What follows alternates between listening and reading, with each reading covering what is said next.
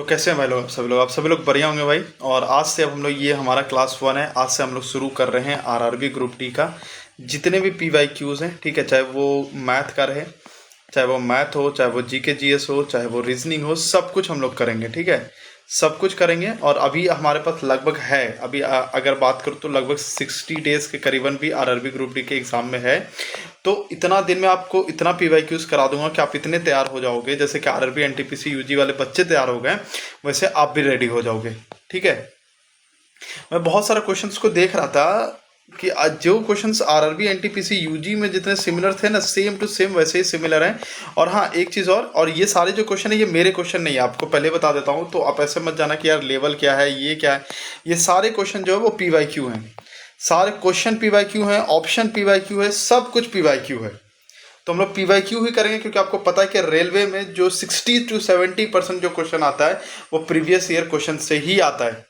और हम लोग सभी के करेंगे, चाहे मैथ हो, जीके जीएस हो, सब करेंगे। आज क्लास 1 है और आज से अब हम लोग का आरआरबी ग्रुप डी का भी जर्नी जो है वो शुरू हो गया है। और आरआरबी एनटीपीसी यूजी के बच्चों को आप टेंशन मत लीजिएगा, आपका तो जर्नी शुरू है तो वो चलते ही रहेगा, तो टेंशन बिल्कुल मत लीजिएगा, ठीक है। वो नहीं रुकेगा। हमारा पूरा वादा है कि आपको सिलेक्शन दिला के ही रहेंगे।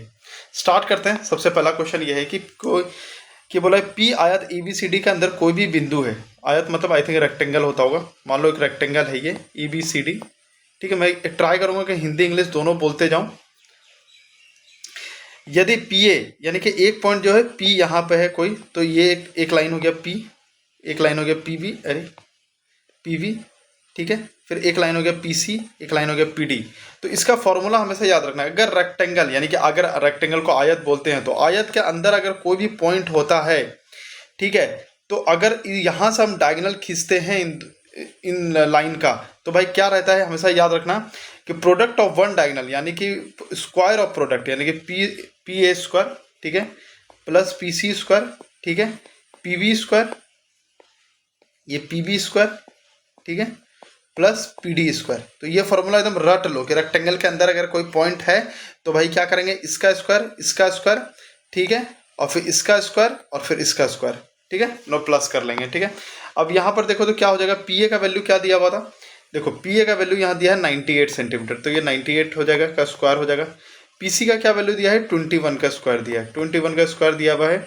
PV का वैल्यू क्या दिया है, 91 का स्क्वायर दिया है, ठीक है, प्लस PD का स्क्वायर जो है निकालना है, PD निकालना है value, if I am not wrong, ठीक है, PD निकालना है। देखो अब वैल्यू यहाँ पर देखो यूनिट डिजिट सबका अलग है, यानी कि अगर यूनिट डिजिट भी अगर हम निकालते हैं तो हमारा काम हो जाएगा।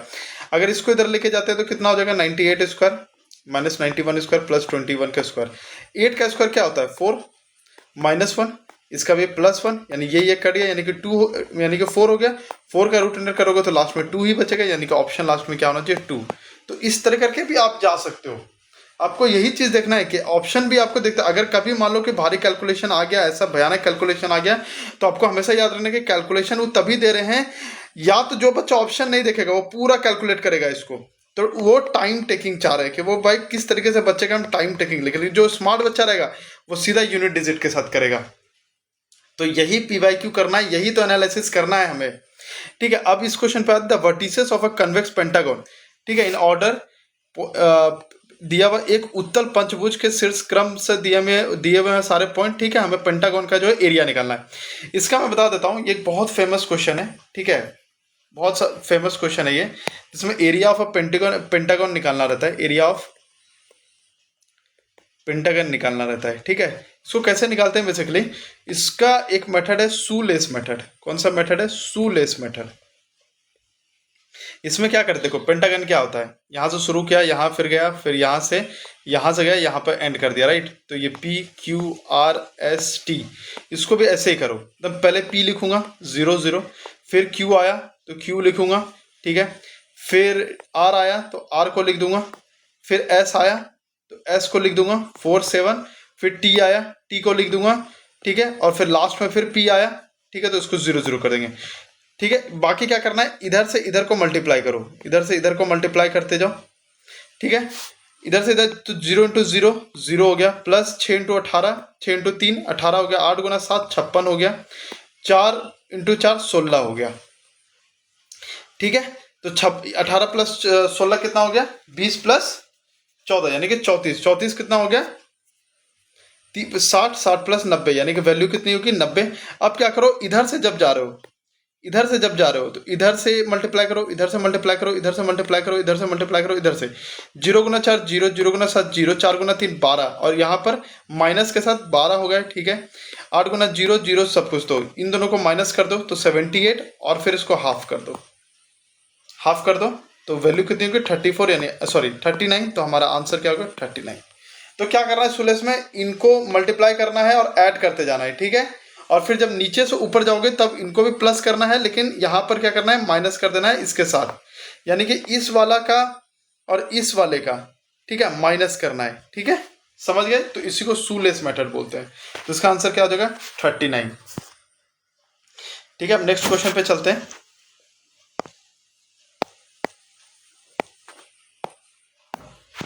अब metal rod is divided into 3 parts A B C, A B C पे डिवाइडेड है, आई थिंक दिख नहीं रहा होगा, थोड़ा सा बराबर। A B C, the length of A and B, A और बी का जो लेंथ है वो 9:20 है, ठीक है। The length of C and B, अच्छा सी और बी का दिया हुआ है 5:11, तो यहाँ बी कॉमन है तो इसको बराबर कर दो, इंटू 20 कर दो, इंटू 20 कर दो, यहाँ भी कर दो क्या इंटू 11 कर दो, ठीक है। तो ये 99 हो गया, इसको 220 हो गया, इसको 20 से करोगे तो ये 100 हो गया, इसको 220 ये हो गया, ठीक है। यानी कि अगर मैं A:B:C की बात करूँ तो ये 99 है, इस 220 है, इस 210 है। क्वेश्चन में क्या बोला कि यदि ए और सी की लंबाइयों का अंतर 10 सेंटीमीटर है, तो ए और सी अगर देखें तो ये कितना 1 यूनिट का डिफरेंस है, और इसका क्या वैल्यू है 10 सेंटीमीटर, यानी 1 यूनिट का वैल्यू कितना हो गया 10 सेंटीमीटर। तो पूरी छड़ की लंबाई याद कीजिए, तो पूरी छड़ कितनी हो जाएगी भाई, अगर मैं बात करूं तो इन सबको ऐड कर दो तो ये कितना हो जाएगा, ये 320 हो जाएगा, प्लस 99 हो गया, यानी कि 419 हो जाएगा। 1 यूनिट का 10 था तो 400 यूनिट वैल्यू कितना हो जाएगा 4190 हमारा आंसर। तो अपना आंसर क्या हो जाएगा सी। और ये जो पीडीएफ है वो टेलीग्राम पे डाल दूंगा, लेकिन टेलीग्राम पे जो है 22 तारीख से डाल पाऊंगा, क्योंकि आप लोग को पता है कि शायद 23 तारीख को, क्योंकि 22 तारीख तक जो है टेलीग्राम बैन है। तो हमारा व्हाट्सअप चैनल भी है, डिस्क्रिप्शन बॉक्स में दिया हुआ, वहां से आप लोग ज्वाइन कर लीजिएगा, ठीक है। बाकी सारे अपडेट के लिए जैसे टेलीग्राम आएगा तो वहां पर तुम लोग आ ही जाएंगे फिर, ठीक है। Sonia got married 15 years ago, ठीक है। आज के प्रेजेंट एज से 15 साल वो पहले क्या थी, उसका मैरिज एज था, मैरिज एज था उसका। हर प्रेजेंट एज क्या है P is 8/5 times her age at the time of her marriage. देखो सोनिया की शादी 15 वर्ष पहले हुई थी, ठीक है। उसकी वर्तमान आयु विवाह के समय की आयु 8/5 गुना है, यानी कि 8/5 क्या है प्रेजेंट, मतलब क्या है 8/5 मैरिज एज, यानी मैरिज एज क्या था P माइनस 15, यानी यहाँ से P का वैल्यू निकल जाएगा, यानी यहाँ हो जाएगा 5P, ये ऊपर चला जाएगा 8P माइनस 8 गुना 15 करेंगे तो कितना हो जाएगा 120, ये इधर चला जाएगा 3P, तो माइनस माइनस कट गया, यानी कि 120, यानी कि P का वैल्यू हो जाएगा 40। यानी कि अगर मैं बात करूँ प्रेजेंट एज का तो उसका 40 है। Sister was 8 years younger to her at the time of her marriage, तो मैरिज तो यानी 15 साल पहले, यानी कि 25 साल की जब थी होगी, उससे 8 साल छोटी थी, यानी 17 साल होगा उस टाइम एज उसके बहन का, सिस्टर का, ठीक है। फिर बोल रहा find the present age of her sister, यानी कि 17 प्लस 15 करेंगे तो प्रेजेंट एज पे पहुंच जाएंगे, यानी कि 32, यानी आंसर क्या हो जाएगा A option. The average age of a 26 student, एक कक्षा के 26 विद्यार्थियों को, देखो हिंदी में भी है तो हिंदी में भी रीड करते जाइएगा, ठीक है। एक बार मैं आपको रीड करने के लिए टाइम दे रहा हूं, रीड कर लो पहले, ठीक है। देखो यहाँ पे क्वेश्चन ये बोल रहा है कि एवरेज एज ऑफ 26 स्टूडेंट, यानी कि 26 स्टूडेंट का एवरेज है 26, यानी कि 26 का स्क्वायर हो गया बेसिकली, यही हो गया। तो ये कितना हो गया 676 हो गया। फिर बोल रहा है if the age of the teacher is also included, teacher का एज भी हम जोड़ देते हैं, तो अब जो होल एवरेज बन गया वो 27 है, यानी कि एक बंदा बढ़ गया 27 × 27, यानी कि कितना हो गया 729। इन दोनों को माइनस कर देंगे तो क्या निकल जाएगा एज ऑफ द टीचर निकल जाएगा, बिल्कुल। तो 729 माइनस 676, यानी यहाँ 29 प्लस 24 हो जाएगा बराबर, तो 20 हो जाएगा 40, 40 प्लस 13 यानी कि 53 हो जाएगा आंसर। समझ गए। देखो ये वाला तो सीधी सी बात है कि आप सिंप्लीफिकेशन वाला क्वेश्चन है, तो ये आपको एक होमवर्क दे रहा हूं, इसका आंसर जरूर आप लोग बताइएगा, ठीक है। अब यहाँ पे बात करते हैं कि if 20% of a number is added to 90, कोई नंबर है x, सपोज दैट, पहले क्वेश्चन पढ़ लो, यदि किसी संख्या का 20% को 90 में जोड़ने पर वही संख्या प्राप्त होती है तो उस संख्या का 80% क्या होगा। देखो मान लो संख्या मेरा x है, ठीक है, x का 20% को ऐड करते हैं हम 90 से, then the result same number, तो वही संख्या हमको मिल जाती है, यानी कि x मिल जाती है। तो 20 को करें तो कैसे लिख सकते हैं, 20 अपॉन 100 में कर देंगे, x कर देंगे, प्लस 90 कर देंगे, x कर देंगे, राइट। तो ये एक जीरो कट गया, यानी कि 0.2x हो गया, प्लस 90 हो गया, प्लस x हो गया, ये इधर चला जाएगा तो ये 0.8x हो जाएगा, यहाँ 90 हो गया, इधर करोगे तो 900 हो जाएगा, डिवाइड बाई 8, यानी x का वैल्यू क्या है, 900 डिवाइड बाई 8, ये रखते हैं। अब पूछ रहा है कि 80% का वैल्यू को निकालना है हमें, क्या निकालना है, 80% वैल्यू का निकालना है हमें। एक हम लोग कहीं पर गड़बड़ तो नहीं की है ना, नहीं कहीं गड़बड़ नहीं है, ठीक है। 80% वैल्यू निकालना है, मतलब ये वैल्यू का क्या है, हमें 80% निकालना है, ये निकालना है मतलब। तो ये 2 जीरो, ये 2 जीरो यहाँ से कट गया, यहाँ पे 10 रहने, तो ये 8 यहाँ से कट गया, लेकिन 90 हो गया वैल्यू, यानी कि क्या आंसर हो गया, 80% का वैल्यू 90 हो गया। स्मृति शॉपिंग मॉल जाती है, ठीक है, 21 किलोमीटर प्रति घंटे से जाती है, ठीक है, शॉपिंग मॉल गई और 21 किलोमीटर पर, और लौटती है 69 किलोमीटर। बाप रे, उल्टा होना चाहिए मेरे हिसाब से, शॉपिंग आदमी ज़्यादा स्पीड से जाता है, घर थोड़ा लेट के स्पीड से आता है। तो बोल रहा है कि पूरी यात्रा की औसत गति ज्ञात कीजिए। देखो कभी भी अगर इक्वल डिस्टेंस है, अगर उसका एवरेज वेलोसिटी निकालने बोल दिया, एवरेज क्या निकाल दिया, वेलोसिटी, तब कैसे करते हैं, 2 velocity of A into velocity of B divided by velocity of A plus velocity of B. लेकिन अगर इक्वल टाइम रहा तब क्या करते हैं, velocity of V A plus velocity of B divide by 2। तो यहाँ पर क्या है, इक्वल डिस्टेंस है, क्योंकि शॉपिंग मॉल, आपके घर से शॉपिंग मॉल और शॉपिंग मॉल से आपका घर, तो डिस्टेंस सेम रहेगा ना, ऐसा नहीं होगा कि शॉपिंग मॉल फिर कहीं और चली जाएगी। तो क्या हो जाएगा, 2 into 21 into 69 divide by 21 plus 69 बराबर, यही हो गया आपकी वैल्यू। इधर करेंगे तो 69 70 है, इधर 90 हो जाएगा आपका, 42 इंटू 69 हो जाएगा। इसको जब आप कैलकुलेट करोगे, ठीक है, इसको जब आप कैलकुलेट करोगे, देखो 3 से कटेगा ना, ये 2 हो गया, ये 23 हो गया, ये 30 हो गया, बराबर। अब ये 30 हो गया तो ये भी कटता है, बिल्कुल कटता है, तो ये कितने बार में कट जाएगा, 14 बार में कट जाएगा, ये 10 बार में, यानी कि आपका वैल्यू लगभग ऐसा आ रहा है, बराबर ऐसा आ रहा है। तो इसको तो और भी काट सकते हैं, 7/5 यानी कि 7 इंटू 23 डिवाइड बाई 5। तो ये तो 5 से वैल्यू थोड़ा सा कम है, क्योंकि 5 इंटू 5 25 होता है, यानी कि 35 आनी चाहिए, 35 से कम वैल्यू आनी चाहिए। 40 है, नहीं होगा, 35 से थोड़ी सी कम, ज़्यादा भी कम नहीं, क्योंकि 23 है, तो ये भी नहीं होगा, ये भी नहीं होगा, 23 बहुत कम हो गया, तो आंसर एक ही बनता है सी, 32.2। तो इस तरीके के भी आपको सोचना पड़ेगा, क्योंकि आप पूरी एग्जैक्ट कैलकुलेशन अगर करने में यहाँ बैठूँ तो क्या हो जाएगा, 7 इंटू क्या हो जाएगा, 23 का 4 हो जाएगा, 4 का 3 4.6 हो जाएगा, यानी कि 7 गुना 4 का 28 हो जाएगा, और प्लस 4.2 हो जाएगा 32। तो थोड़ा सा टाइम लग जाएगा, वहीं पे देखोगे यार थोड़ा सा कम लग रहा है, तो यहाँ पर ऑप्शन में कौन सा कम है थोड़ा सा, तो वो मार दोगे। एंड आर्टिकल मतलब कि एक वस्तु का दाम मान लो 8,900 रुपये है, उसका मूल्य जो है 40% बढ़ा दिए, यानी कि 100 का था तो 140 कर दिए, बाद में अंकित मूल्य पर 5% की छूट दे दी, यानी कि 140 पे 5% की छूट दे दिया, तो कितना 7 दे दिया, यानी कि 33 हो गया। अब वैल्यू कितनी होगी उसके सेलिंग प्राइस 133। तो लाभ प्रतिशत, देखो यहाँ पर नंबर से कोई मतलब ही नहीं है, नंबर से कोई मतलब नहीं है, तो 133 यानी कि 33% का प्रॉफिट हो गया। यहाँ पर था कोई नंबर से कोई मतलब था, बताओ।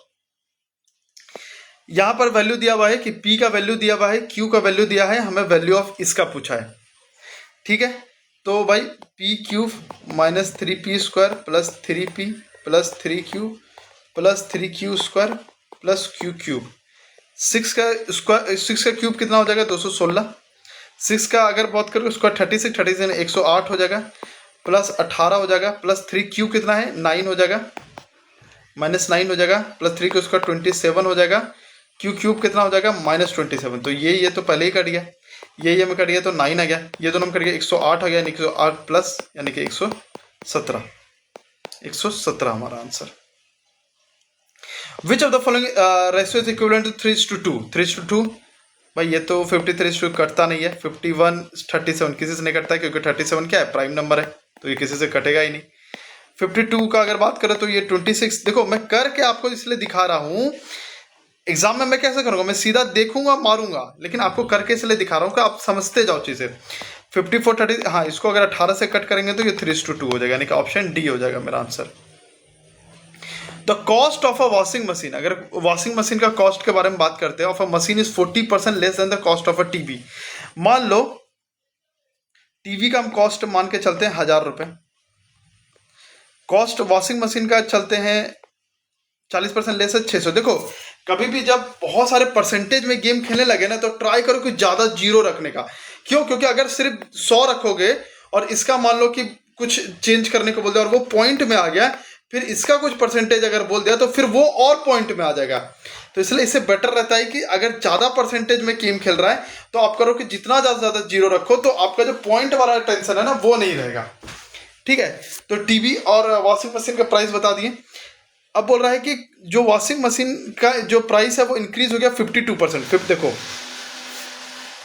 52% की अगर मैं बात करता हूँ 600 का, तो देखो क्या होता है, यानी कि 50% कितना हो जाएगा 300, और 1% है 6, तो 2% कितना हो जाएगा 12, यानी कि टोटल प्राइस इसके कितना हो गया 912 रुपये। New price, new washing machine का प्राइस।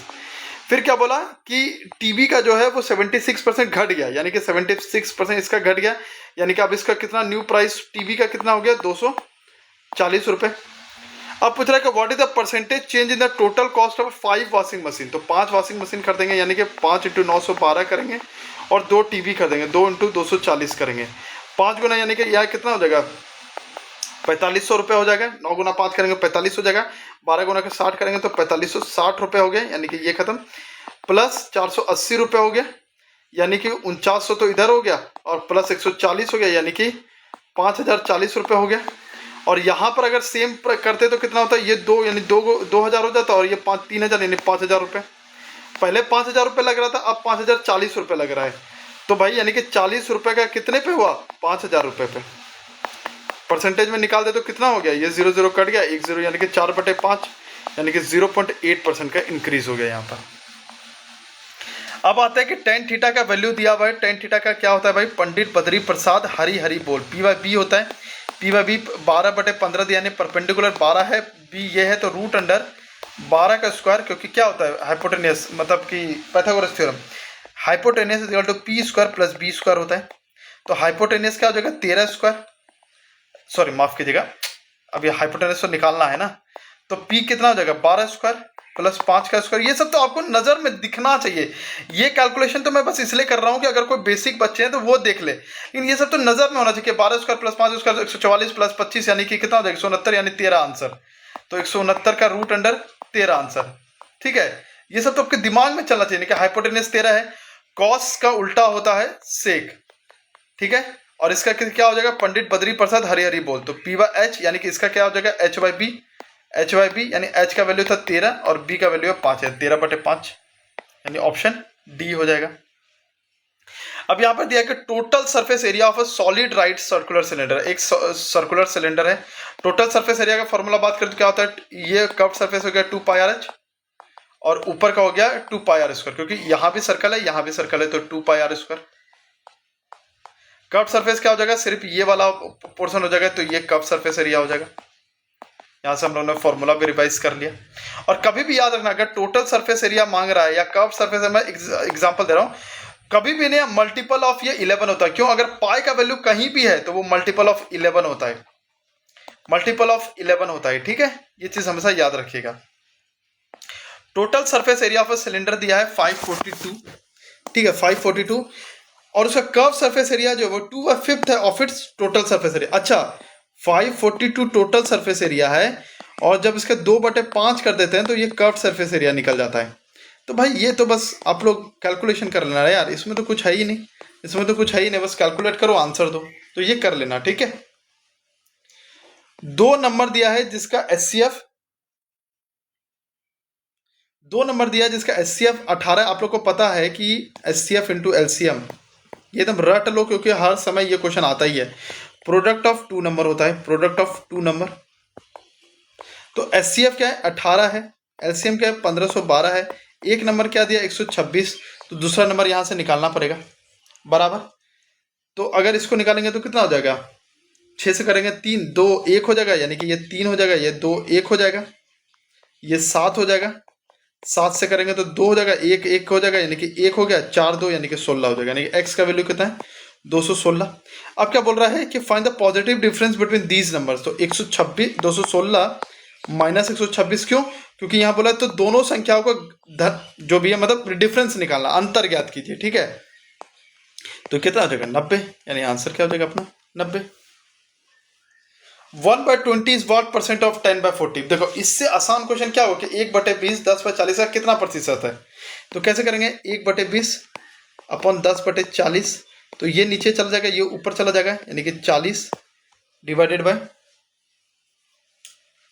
20 इंटू 10 हो जाएगा, यानी कि ये 2 हो जाएगा यहाँ पर बराबर, यही हो जाएगा ना, 1 0 0 कटा और ये 4/20 हो जाएगा, यानी 100 हो जाएगा यहाँ पर, तो ये कट गया और ये 2 हो जाएगा, यानी कि ये 20%। तो ऑप्शन कितने हो जाएगा डी 20%। तो इतना आसान क्वेश्चन था।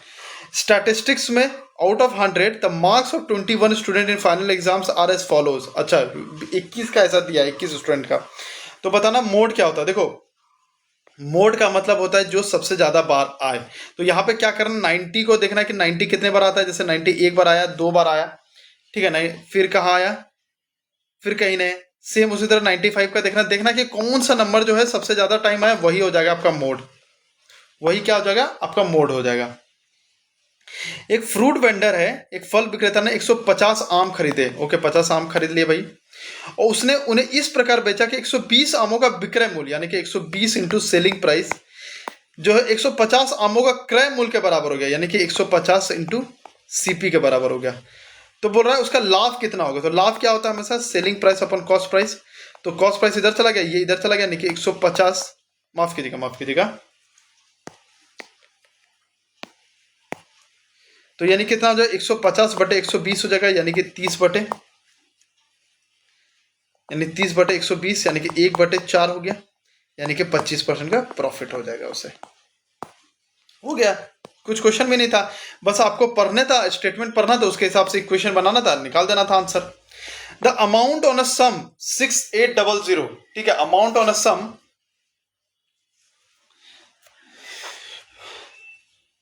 एट 15% पर एनम कंपाउंड इंटरेस्ट लग रहा है, 15% तो कंपाउंड एनुअली 2 साल में बताना, तो सक्सेसिव क्या हो जाएगा +15 इंटू 15 डिवाइड बाय 100, यानी कि 30 और 225 यानी कि 2.25, यानी कि 32.25 जो है इसका प्रॉफिट आएगा। 6800 का टोटल अमाउंट बताना है, तो भाई इसका अगर 30% बात करें तो कितना हो जाएगा 1800 और प्लस 240 यानी कि 2040 रुपए। फिर अगर 2% की बात करें तो कितना हो जाएगा 2% यानी कि 68, यानी कि 68 गुना 2 यानी कि 120 प्लस 8 गुना 2 16 यानी 136 रुपये हो जाएगा, यानी कितना हो गया 2176 रुपये के करीबन, यानी कि 6800 6798 यानी कि 8976 के करीबन आंसर जाएगा, क्योंकि 0.25 तो कितना ही बढ़ेगा, ज़्यादा नहीं बढ़ेगा, 6.2 अगर करेंगे तो 12 हो जाएगा, 12 यानी कि 13.6, तो 13.6 के करीबन 8976 के करीबन कौन सा आंसर है। ये तो बहुत कम है, ये भी कम है, ये बहुत ज़्यादा है, तो एक ही वैल्यू बचता है डी। तो ऐसे भी देखो क्वेश्चन बनता है, ठीक है, क्योंकि जब आप एग्जाम बनाते हो ना, कैसे लोग बोलते हैं यार मेरा बहुत ज़्यादा टाइम लग गया, कोई बोलता है नहीं मैं तो आराम से बना लिया, तो वो यही करते हैं, यही ट्रिक होता है, यही सारी चीज़ें होती है कि क्वेश्चन आया, अपने ऑप्शन को देखा, थोड़ा सा मैच किया, उसको मार दिया आंसर।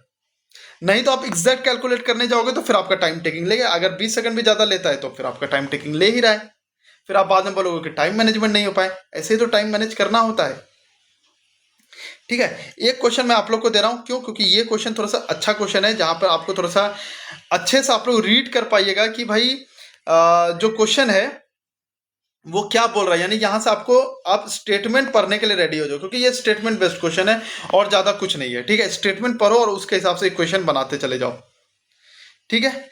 एक स्कीम है लाइक बाय 6 गेट 4 फ्री, यानी कि हम सामान कितना खरीद 10 खरीद रहे हैं सामान, उसमें फ्री कितना मिल रहा है 4 सामान हमें मिल रहा है, तो हमें डिस्काउंट कितना मिला 4/10 यानी कि 40%। ऐसा होता है, देखो मान लो कि जैसे बाय 2 गेट 3 फ्री, तो यहाँ पर टोटल जो अमाउंट हो जाता है इन दोनों को ऐड कर दो, तो टोटल कितना अमाउंट हो गया 5, फ्री कितना मिला, यानी कि फ्री जो अमाउंट मिला वही हमारा जो है वो फ्री अमाउंट ऊपर लिख देते हैं, तो अगर इन दोनों का देखो तो कितना डिस्काउंट 3/5 यानी कि 60%, समझ गए? यहाँ पर टोटल अमाउंट लिखेंगे और ऊपर में फ्री अमाउंट लिखेंगे, बस वहाँ से हमें डिस्काउंट आ जाता है। ये भी सिंप्लीफिकेशन का क्वेश्चन है, तो सिंप्लीफिकेशन का क्वेश्चन मैं आप लोग को नहीं करा रहा हूँ, क्योंकि सिंप्लीफिकेशन का क्वेश्चन आप लोग खुद से कर सकते हो। ठीक है, A and B work together करता है। ए जो है, A can do a piece of work in 6 days, यानी कि ए और बी दोनों मिलकर कितने दिन में? 6 दिन में करता है। B alone can do a work on 12 days, तो अगर बात करते हैं इन दोनों का, तो एफिशिएंसी क्या हो जाएगा? 2 और 1 हो जाएगा, यानी कि 12 यूनिट ही काम, समझो कि 12 यूनिट का काम है। तो अगर ये 1 यूनिट का काम करता है तो ए भी क्या करेगा? 1 यूनिट का काम करेगा। तो how long will A will take to do double the work? तो भाई वर्क कितना है?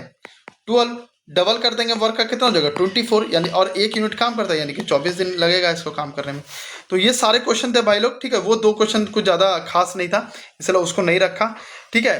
तो ये सारे क्वेश्चन थे।